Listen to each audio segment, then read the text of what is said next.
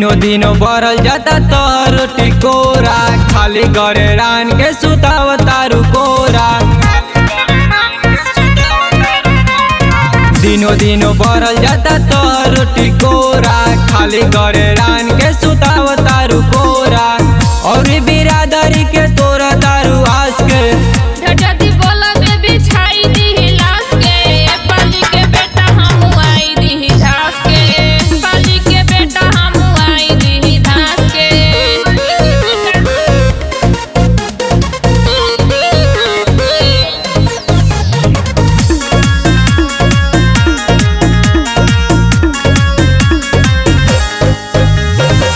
सब लोग करेला बड़ाई अपने आप के, सोचा जब भी आई तब आई दे हम चाप के।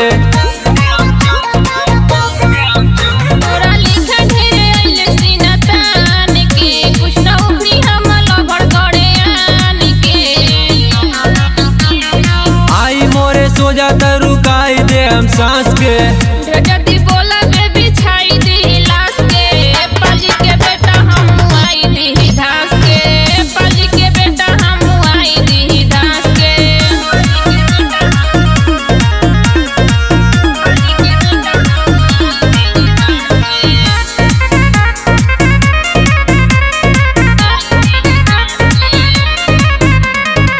अभियो से बोला बदली राहो, गुड्डू पूजा न तो कोई दीता बाहो।